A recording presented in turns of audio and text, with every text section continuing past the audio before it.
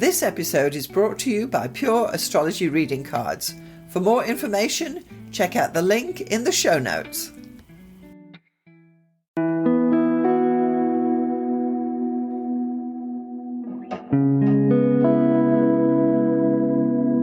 Welcome to the Starzology Astrology Podcast.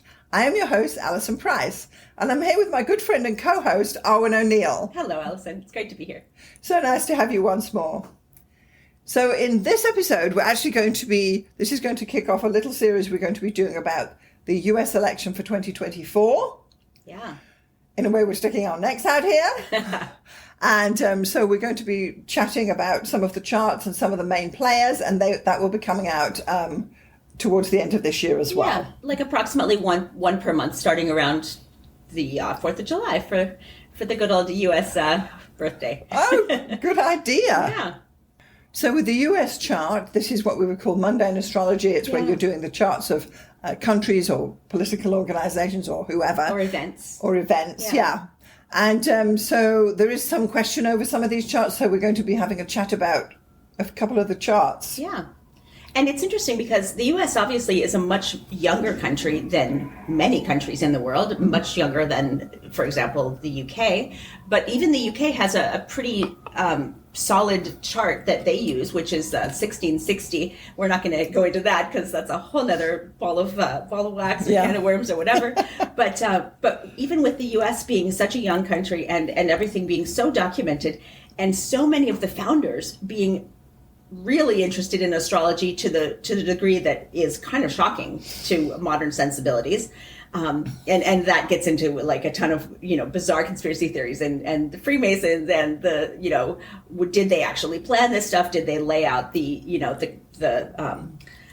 Washington, D.C. on a certain grid because of astrology? And there's a lot. Okay. But this all to say that even with that much scrutiny and that much interest in astrology, there's still a couple of charts that are considered viable options for one of the most documented youngest nations in the world, and arguably one of the most important, inarguably actually, clearly one of the most important nations in the world today. Right. Yeah, so we'll be talking about that today and going over the two that I think are the most interesting contenders and why. Okay, so that sounds great. Yeah. So which chart are we going to start with? Let's start with the SIBLY chart, which is the chart that's considered it's the canon chart. It's what most modern astrologers would consider the US chart. Like if you just go USA astrology chart, you'll get the SIBLY chart, most likely. So shall I just give the chart details for that in case somebody who doesn't know, because let's face it, neither did I till we got here. Mm-hmm.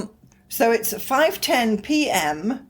on the 4th of July, 1776, in Philadelphia, Pennsylvania, the USA. Right. And that is returning an ascendant of 12 degrees Sagittarius. Yep. And this really does play into what the U.S. likes to think of itself. It likes to think of itself as pioneering. You've got Sagittarius on the ascendant. It's the cowboy. It's worldly. It sticks its foot out into all of the other nations. So you do have a very Sagittarian sort of feeling when you think about, especially when you hear what other people think of Americans abroad. There's this big, boisterous, loud, maybe with a loud shirts and loud clothing, big smiles, very Sagittarian sort of presence. Okay. So that is definitely the way Americans like to think of themselves. Yes. So there's also something in mundane astrology where you have a lot of founding charts that are a political founding, and then you have a founding chart which is more of like the people's chart. Mm-hmm. And I studied political astrology a lot in the mid 2000s. And one of the really interesting things that you find is a lot of countries, when you think about the people of that country versus the politics of that country, it's very different personalities. So maybe the SIBLY chart is the chart of the American people, but what I'm actually leaning much more towards is what we call the Scorpio rising chart for obvious reasons. And I'll get into that later, but let's go into the SIBLY chart first. Okay. Yeah. So this is the signing of the Declaration of Independence. Okay. So this would be the moment that either the first person signed it, or the moment that they came out and said, we have a document, we have a country, it's done. Right. And this was just the first 13 states, as I understand. Exactly. Okay. Yeah. And it was everyone got together, all the heads of the 13 colonies, and they got together and signed the declaration, exactly. Any Americans listening are like, we know what's going on. But yeah, that's the day. That's not arguable. The 4th of July is obviously that's the day. It's famous. But the time is definitely up for a little bit of debate. And clearly, for a while, there was a Gemini rising chart that was going around, which is kind of absurd because that would put it somewhere like in the middle of the night, which, back then, maybe now, like laws are passed at, 2 something in the morning because maybe people are actually up and, Canada's chart was signed in the middle at midnight or something, yeah. Yeah, but I mean, back then, people had to ride on horseback to get places. They weren't, and they weren't drinking clean water. They were, probably really drunk by 5 p.m. from, right? Yeah, exactly. So a lot was not probably happening in the middle of the night, is all I'm saying. Yeah. And that's kind of fallen by the wayside. The Gemini rising chart is not really considered that viable, but the SIBLY chart is probably the strongest contender. The strongest contender, the most popular contender. Mm. So let's talk about a bit about what you would interpret if this were a person, because I know that you're not a mundane astrologer, but that's the whole point of mundane astrology, is that we can interpret these things as though they were a person. So the flavor of the chart reflects what, the national character. Yes. Okay. Yeah. Okay, Arwynne. So generally with mundane astrology, the first thing we would look at would be the ascendant. And this is the impression others and outsiders have of the country. And it's the typical person of the country. Yeah. So in this case, we've got a Sagittarius ascendant. And I think you just said that they are outgoing. They're loud, they're boisterous, they're friendly, they're you tend to think of, and I know anyone who listens to this podcast will know that I did grow up in the U.S., even though I am definitely Canadian. So I am not at all throwing America under the bus when I say this, but it is kind of funny that Sagittarius is associated with traveling abroad, and education, which are two things that I wouldn't necessarily say are super associated with Americans. Americans are well known for not traveling. Yes. And those who do travel tend to be thought of as more out there to party or to, do an adventure. It's not like they're traveling to enrich themselves with the cultures of other parts of the world as much. Right. Those who do are usually college students. Yes. But even then, I think it's more like you picture the backpacker or the people who go to Ibiza to party you don't necessarily have. No. Yeah. And even someone who is like a famously well-traveled, like your Anthony Bourdains or someone who travels for culinary enrichment, and these are still much more tactile and pleasure-oriented travel pursuits as opposed to going to soak up the cultures of the world. True. Which is, perhaps in some way, they have imparted their culture onto the world. Oh my God, yeah. I mean, they always say the culture is the biggest export of the golden arches are everywhere. The golden arches are everywhere. Coca-Cola is everywhere. Everywhere. And U.S. movies are everywhere. Oh, yes. Everyone swears in English, which of course that's British as well. But yeah. Interesting. So that's the Sagittarius ascendant. Yeah. And then when we look at the midheaven, this shows what the country is known for in the world and the country's global reputation. Mm-hmm. So the midheaven we have here for the SIBLY chart is Libra. What are they known for in the world? Well, certainly not peacemaking. Well, but that's how they're selling it. They are, which is why we do want to talk about the SIBLY chart and give it its fair shake. But honestly, I'm not seeing Libra. Fair enough. I just don't see it. I think they would probably like to think of themselves as even-handed. Yeah. We'll see. I mean, hey, the Libra, the scales, the Lady Justice and all that stuff. Yeah. Yeah, you've got that. Yeah. there's that symbolism for sure. Okay. Yeah. So with these mundane charts, then the sun would symbolize the king and or royalty, which they don't have unless you count the Kennedys. Yeah. And then we have leaders such as prime ministers, presidents, and the emperor. Yeah. The heart of the nation, the national identity and pride, executive leadership, and the head on the money.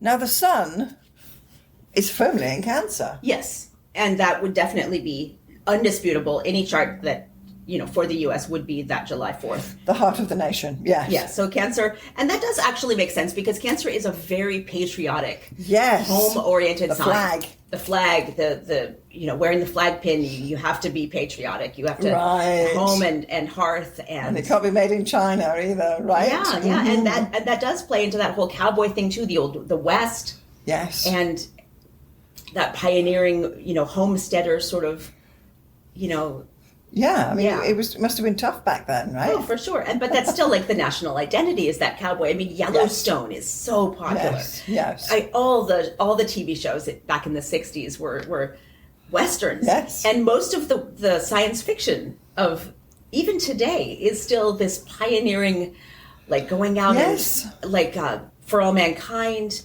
Even Star Trek. Even Dune, my God, it's in the desert, right? Mm-hmm. Like, what could be more Western? That's right. And what about these people like, say, Ronald Reagan, who was actually a cowboy? John Wayne. Or George W. Bush, who pretended to be a cowboy, even though he was from Vermont.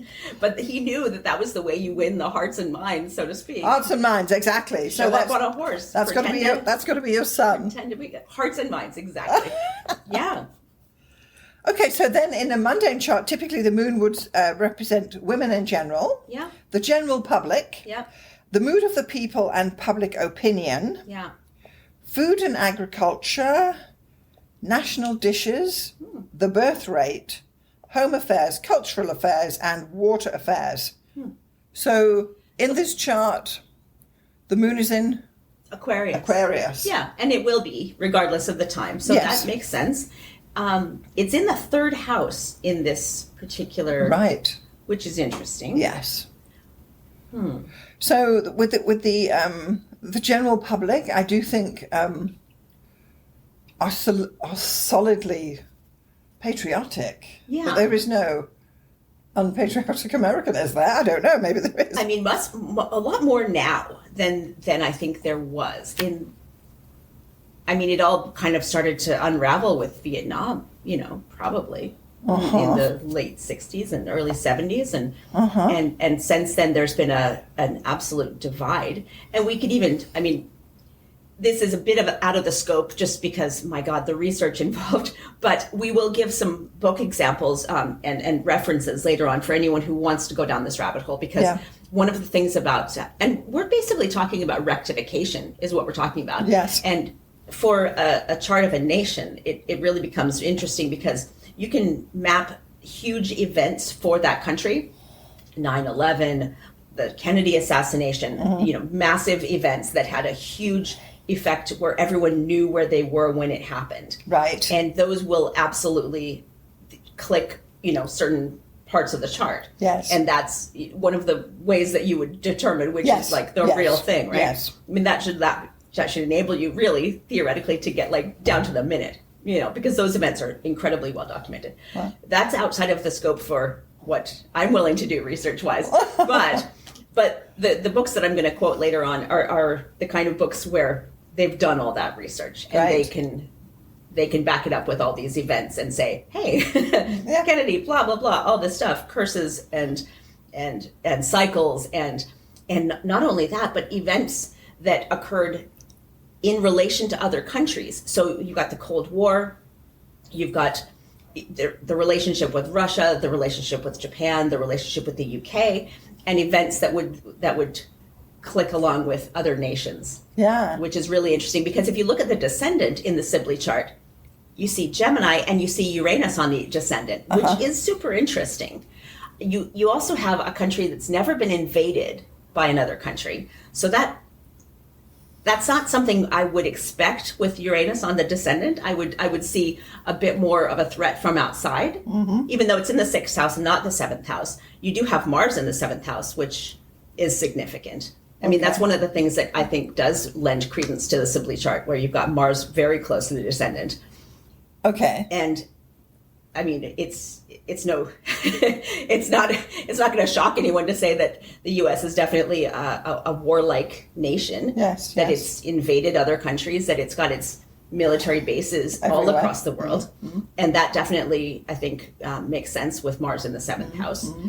But in the 7th house as well, in this Sibley chart, you've got the Sun, Jupiter, Venus, and Mars. Right. Spread across Gemini and Cancer, which is interesting. So, but there's a lot of relationships there. Yes. With other nations. And the U.S. is also very famously somewhat isolationist, or at least its people are. Yes. They don't tend to travel a lot. They don't tend to know that much about what's going on in other parts of the world, unfortunately. Yeah. And famously. Mm-hmm. I don't even think that Americans realize how much that's the reputation they have abroad. Well, and I know this now, having moved to Canada in the middle of my life, and Canada is probably, the closest friend and ally of and trading partner and all that stuff. But what you hear when you move from the U.S. to Canada is the real truth about what people in other countries think of the U.S. And it is not always as pleasant as the Americans would like to think, and their reputation has probably suffered more over the last 20 years than in any segment of their history before. So that's interesting. Do we have any thought on their national dish? What would that be? Well, it's got to be hamburger, right? I was thinking apple pie, really. Oh, yeah, apple pie. I don't know. Hamburgers, probably. Hey, they do sell apple pies at McDonald's, don't they? Well, there you go. Say no more, right? Apparently they do, or it's called an apple pie. It's called an apple pie. It's shaped more like a...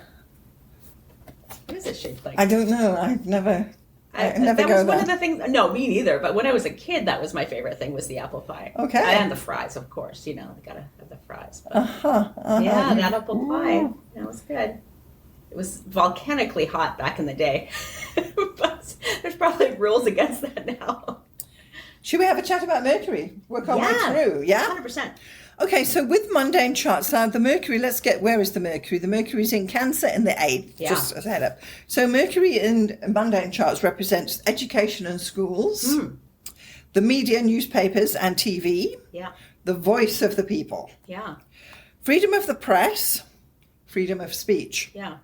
Nicknames the country's people have. Interesting. Yes. Community parks and open spaces, town planning and general communications. Yeah. So we said Mercury's there in Cancer in the 8th house. Well, the first thing that comes to my mind there is that quote, "Give me liberty or give me death." Right? Yeah. Mercury in the 8th house. I mean, the First Amendment is freedom of speech, freedom of religion. Freedom of speech. Mercury in the 8th house, right? It's life or death. Yes. And that's quite clearly there, I think. Yeah, definitely. So that would be something that would be represented by Mercury. Yeah. Freedom of the press and the voice of the people, which you do get. You do. Kudos on that. Yeah. Yeah, absolutely. Yeah. All right. So if we had a quick look at Venus, which is in Cancer in the 8th, which you just mentioned. So Venus represents the national anthem. Oh, yeah. I mean, You can't argue with the national anthem. It's a beautiful piece of music. Right. Written in a bar. I mean, 8th house right Is there. it? Well, I don't know. 7th house. Sorry about that. Yeah. Yeah, it was a drinking song. Really? Yeah.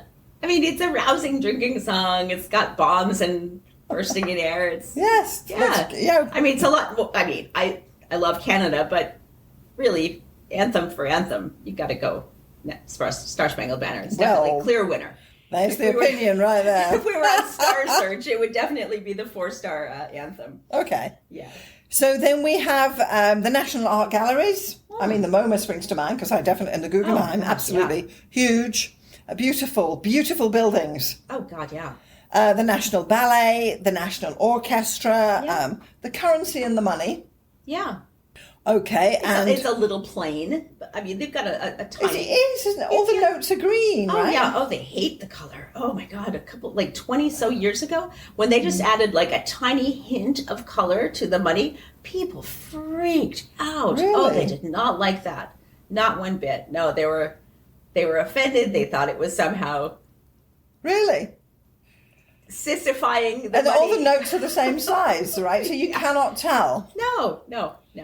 All right. And they were very offended by the idea that there should be any color but green and greenbacks. They, like it's a green. Show me there's all sorts of wording that would have to change in rap songs over the world. Oh my God! Imagine suddenly money were colorful. Yeah. So then we have the exchange rate, which is what it is. So we're talking Venus here again. Yeah. So of course we have interest rates, of which I have no idea what they're like down there. Yeah. I mean, and that's one of those things where the transits to the chart would be relevant. Okay, and absolutely. we would talk to someone like Nina Griffin, a famous financial astrologer who we actually talked to about 10, 12 years ago. Yes, once. exactly. Yeah. So definitely, if you're interested in this type of astrology, if you're interested in financial astrology, that's really one of the things that you'd want to look at is transits to the chart of whatever nation you're living in or whatever nation is the money of the country, important. The people's savings. Oh, yeah. So we've got that. And then precious metals and minerals. I don't know. I know there's definitely oil in the south, but mineral-wise, I'm not sure. I mean, there's not a lot of... I mean, there was the gold rush, which brought everyone west. Yeah. And then the botanical gardens. So I have got no idea there. But that would be under Venus. I mean, thinking would that be like national attractions? Yes, well, it's kind of like the beauty of the country. Like Yellowstone. I mean, the parks, the parks, the beautiful, like the beaches and what's the word? The high desert. I don't know. No, the in Arizona. Oh my God, the Grand Canyon. The Grand Canyon. Yeah. Yes. Yeah, the most beautiful beauty spots. And of course, Niagara Falls. We can actually claim that equally between Canada and the U.S. So that's definitely a Venusian thing. Is like a water. It's an attraction. It's an attraction. Yeah, things that come to mind when you are thinking about. Sure. The States. Yeah. And then I would look also with what's in the 10th house, and the only thing in the 10th house is Saturn in Libra, which is interesting. So discipline, restriction. Okay, we'll do Saturn. Well, let's just hop about here. Oh, sorry. Yeah, okay. We talked about Mars a bit, though, because that's in the 7th house. Yes, okay. Yeah. Let's just look at Saturn. So Saturn in the Mundane chart represents the government. Yeah. Which is so it's the right place. The political parties. Yep. And I think there's only two. I stand corrected. I mean, there's a couple like iffy little ones. They never get on the ballot. I don't know. Big business itself. Mm-hmm. We don't want to say Monsanto, but big business. The police. Yeah. The Coast Guard. Mayors and provincial leaders. Yeah. The borders. Yeah. Walls and checkpoints. Build the okay. wall. Yeah. In general, the establishment. And then you have the registered voters, which is not everybody, but that is represented by Saturn. Yeah. And conservation practices. Well, there's tons of national parks. In fact, a huge percentage of, and you can look this up. This is ever shifting, but if you look at the U.S. and you do a search for nationally owned land, it's astonishing how much of certain states the government still owns. Yeah, like 50% of Washington State, approximately, something like 90% of Nevada. And you go, why? Well, that's where they tested all the nuclear weapons. We're coming to that. Yeah, I mean, a lot of Nevada is not only inhospitable, but downright uninhabitable, really. Isn't that what Area 54 is? Or Area 51, all the areas. 51. Yeah, most of the areas are in Nevada. Yeah. And it's also just desert and inclement. But the farther west you go, the more of each state is owned by the government. Okay, so this Saturn is in Libra, in the 10th house. Yeah. So that's a very conservative placement, I would say. And if you look at any politician in America, a little bit less so now, just because... It's conservative. It's incredibly conservative, and it has to be. You don't get to be you don't get to be on the Senate if you're a flamboyant, free thinker. Topless beaches. No, wait, that's exactly. If you do anything, except of course, I mean, you can you can shoot someone by accident, no problem. Shoot a dog? Oh, no, you're canceled forever, which is fair enough. I mean, I agree with that 100%. But yeah, you cannot have it's conservative. Yeah, I think these days you may be able to get away with like an ankle tattoo or something, but it would be newsworthy. Yes, like you're not going to get away with much. It definitely is. I mean, that's quite a prominent position. Yeah, there was some joke about in Washington D.C. women have round hair and men have square hair, and I think that says it all right there. Yeah, even today, that is exactly. Yeah. All right, so let's just have a look at Uranus in a mundane chart. So this then represents the internet. Yep. Freedom of speech and of expression again. Demonstrations, riots and unrest.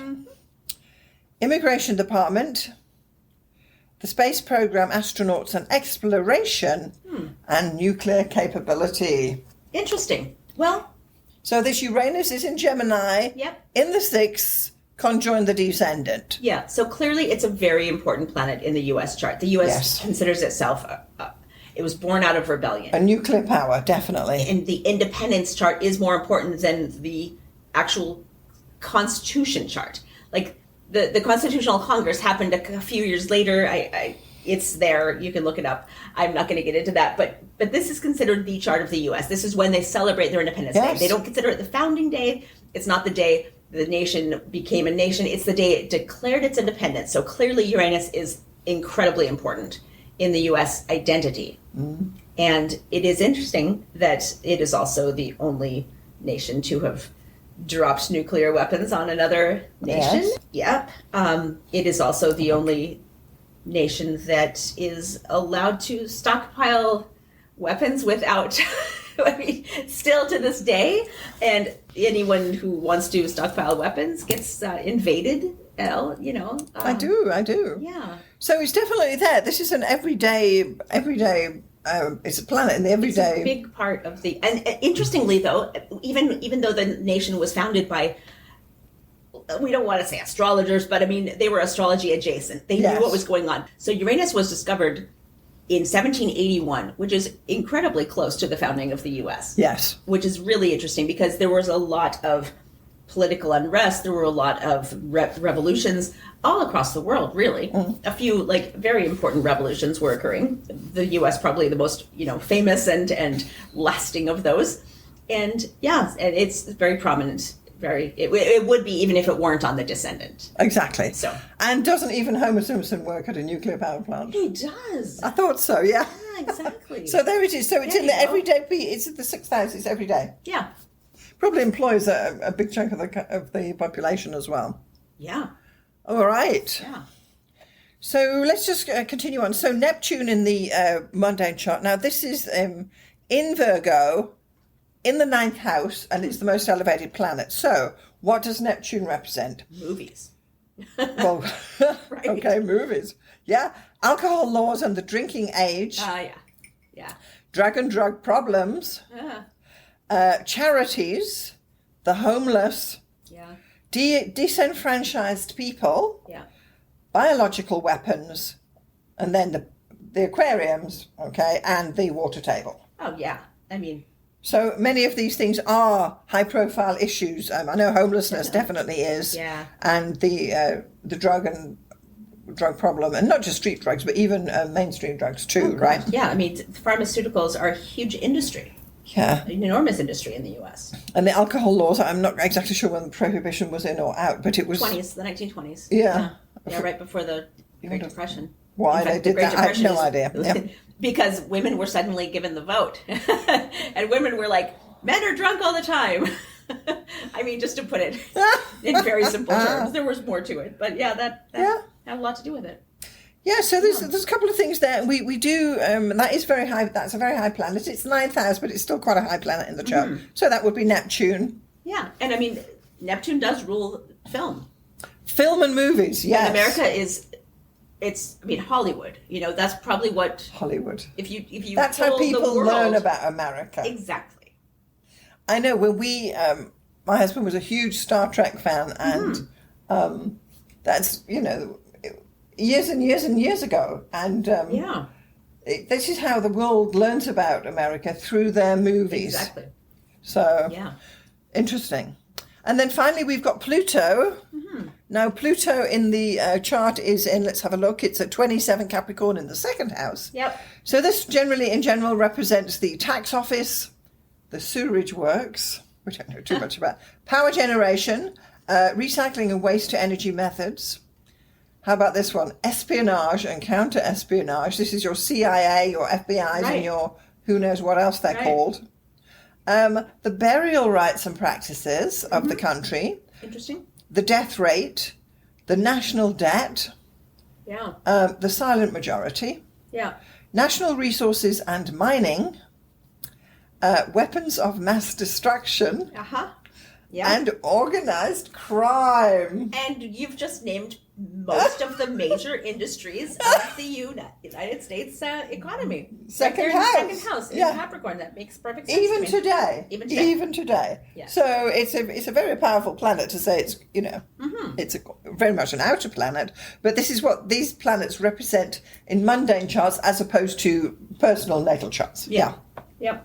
So we've talked a bit about the SIBLY chart, which is the Sagittarius rising chart, the sort of the canon chart, the chart that most people will accept as the U.S. chart. Mm-hmm. And there is a contender from, and this is mostly sort of the brainchild of Michael O'Reilly. Mm-hmm. And I'm going to be quoting here from his book, Political Astrology, which came out in the mid-2000s. He wrote a blog from 2001 to 2005 called the News Scope, and he wrote significantly about the U.S.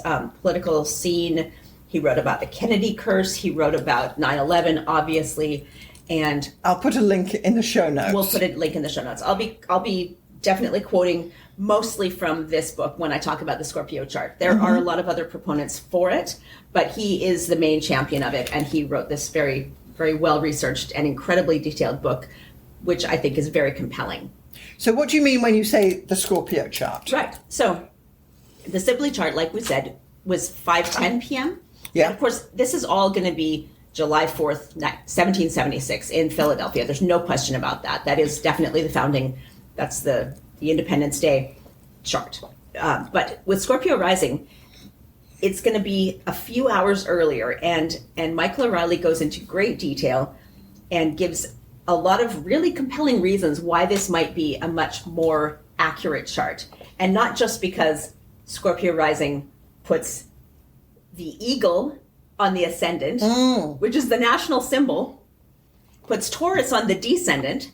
And if you think about the Taurus, that the bull, the Wall Street bull, 7th house, the money, right? Leo rising, which is like MGM, the national identity, the midheaven. Yeah, on the midheaven. Sorry, on the midheaven. And on his cover of his book, he's got what's his name? Abe Lincoln. Yeah. In the 4th house cusp, which is the Aquarius cusp, then which is where the moon is, and he goes into great detail with all sorts of events that he times to correspond to this chart. But let me just give you a little bit of a description of why he thinks that might be the most technically and historically accurate, as well as the most compelling mythologically and symbolically. Can I just ask you, why are you taking the eagle at this point? Why are we happy about it? Because Scorpio, it's not just about the scorpion. There are 3 symbols of Scorpio. So there's the scorpion, the eagle, and the phoenix. Perfect. Those are the 3 symbols of Scorpio. Great. Yeah, so the eagle isn't that the national bird? It is the national bird. It's the symbol of the United States. Like, Good call. Yeah, the ascendant. Okay. The ascendant, we're liking this already. Yeah. So Scorpio rising, and I'm going to be quoting here from chapter 2 of his book, of Michael O'Reilly's book, Political Astrology.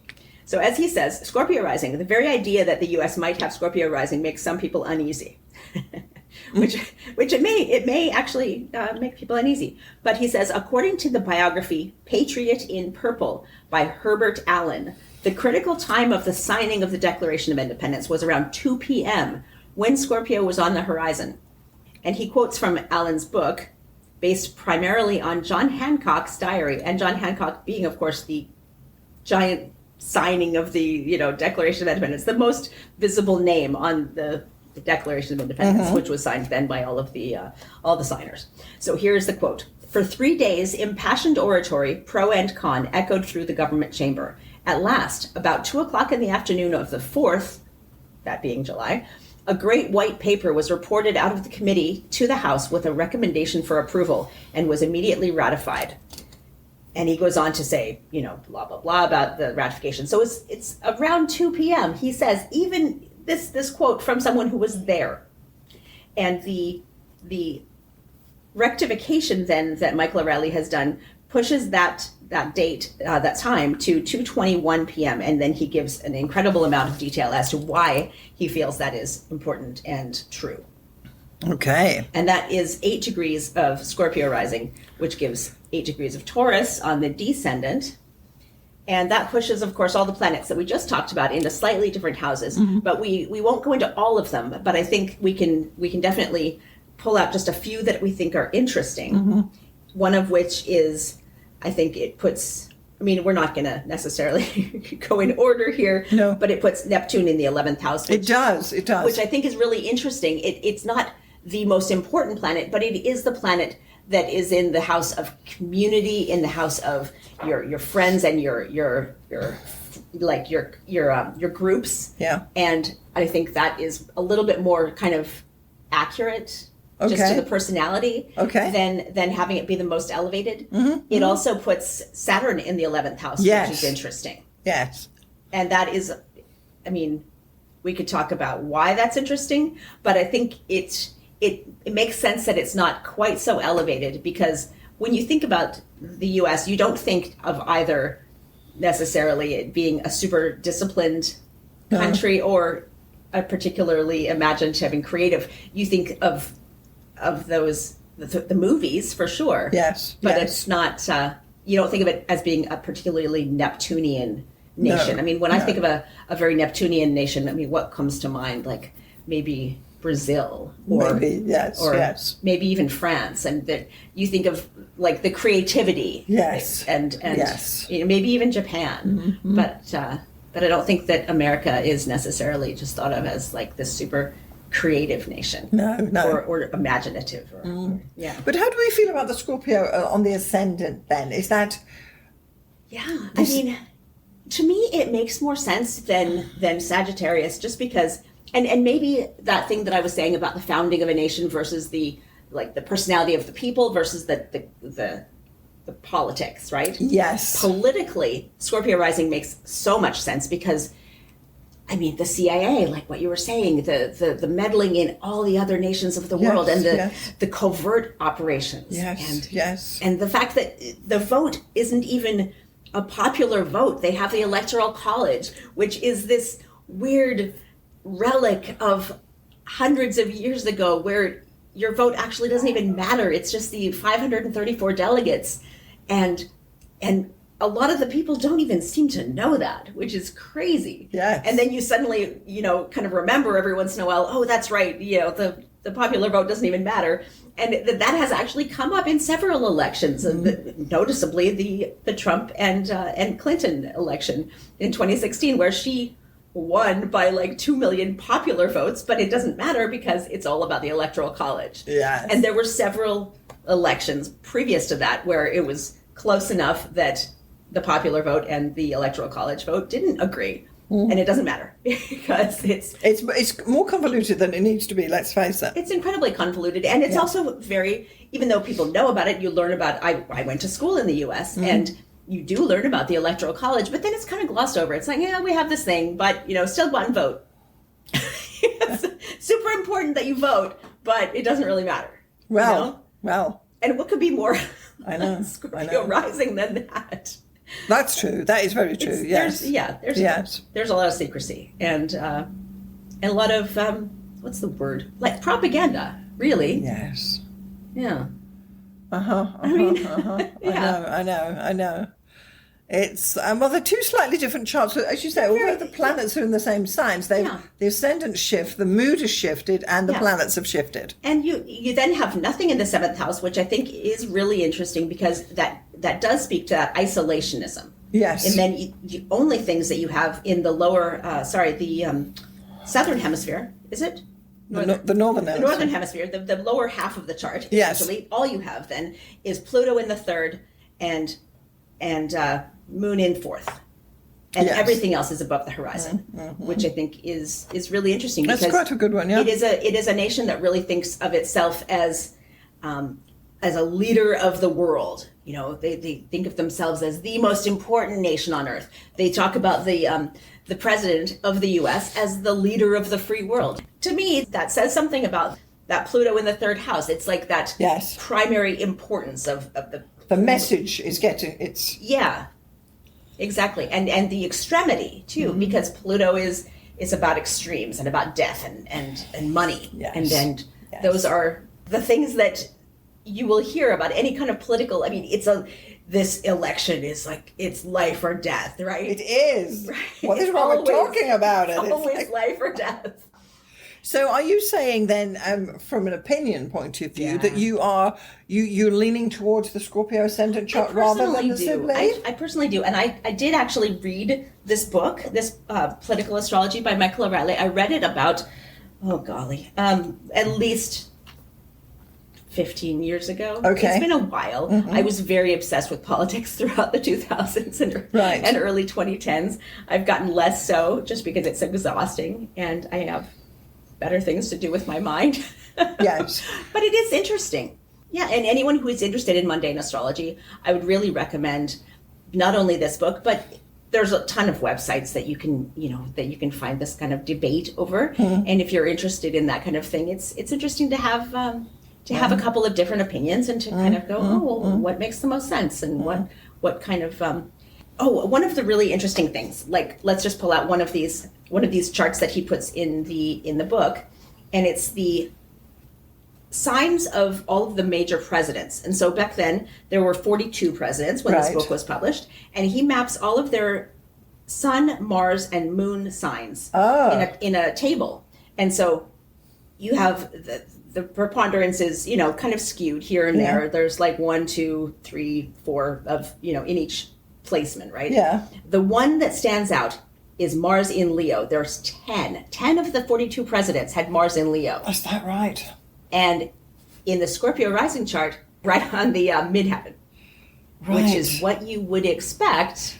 Yes, from your leaders. Yes. Interesting. Yeah, and you don't get that with the Sibley chart. No. Okay. No. Well, that's one thing. Yeah. That's one definite, huge, I think, factor that definitely speaks for the Scorpio rising chart. Yeah. Yeah, I know, Arwynne, when I was doing a little bit of research for this episode, not that I'm highly politically minded, but I went to the Book of World Horoscopes by Nicholas Campion, and he has several charts from the US working its way through, including the Sibley and so on, and giving the pros and cons and how they evolved and who cast them and all the rest of it. So that would be another, if you're definitely interested in these the elections that's coming up, or even the US in general, definitely get Nick Campion's book. It's a brilliant one. I'll put a link below. He has charts for all kinds of nations. All the countries of the world. Yeah, which is wonderful. Yeah. Like really cool. Yeah. Yeah. So this has been really interesting, and if you are living in the U.S. or affected by the U.S. or care about politics or are exhausted by politics but love to hear our voices, just like we do, please tune in to our not next in chronological time, but our upcoming political exploration of the charts of Trump, Biden, and then a pre-election. I don't want to say prediction. We're not going to predict, but we're going to look at some transits that are happening to those charts and what might transpire. Oh, fun. Yeah. So this is going to be like a mini series we're doing on this US election coming up. Yeah, this will come out in the second weekend of July, like right after the 4th.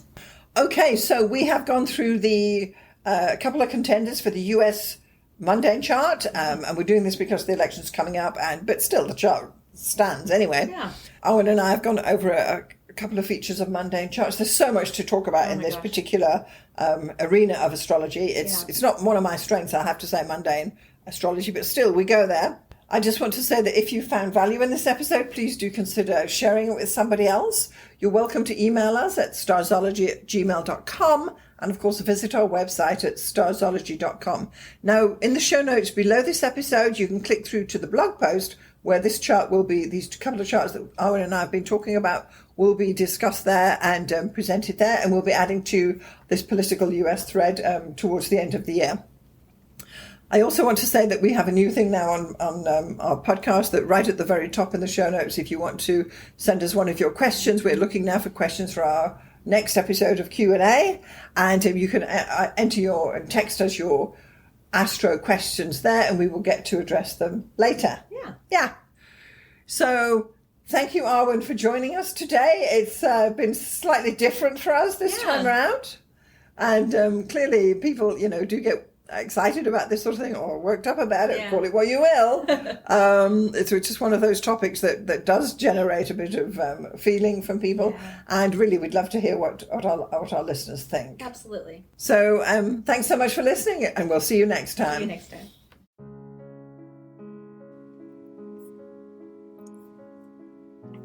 Thanks so much for getting this far through the episode. I just want to take a moment to tell you about the two main options of my astrology services.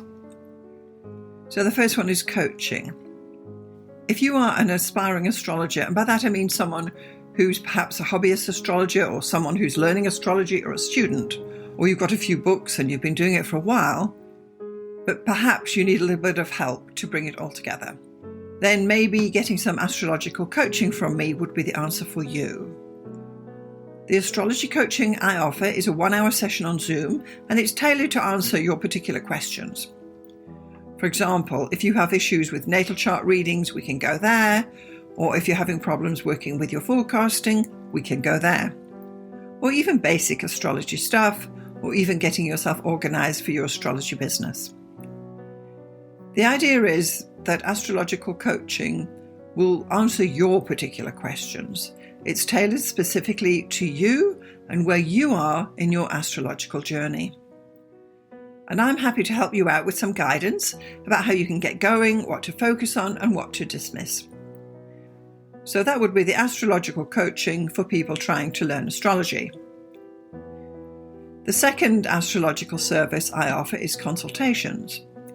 So this is for someone who perhaps doesn't know anything about astrology, but they just want to have their chart read or get their chart done. Call it what you will. So once more, this is a 1-hour consultation over Zoom. I will interpret your chart, tell you about the main features, tell you about where the energy is flowing, and all the rest of what is entailed in a thorough natal chart interpretation. I can also add in some forecasting in there too, bearing in mind we only have 1 hour. So just in summary, I've got coaching for people who want to learn astrology, and I've got consultations for those who want to get an astrology reading done. I'm Alison Price from Starzology.com. Thank you so much for listening. We'll see you next time.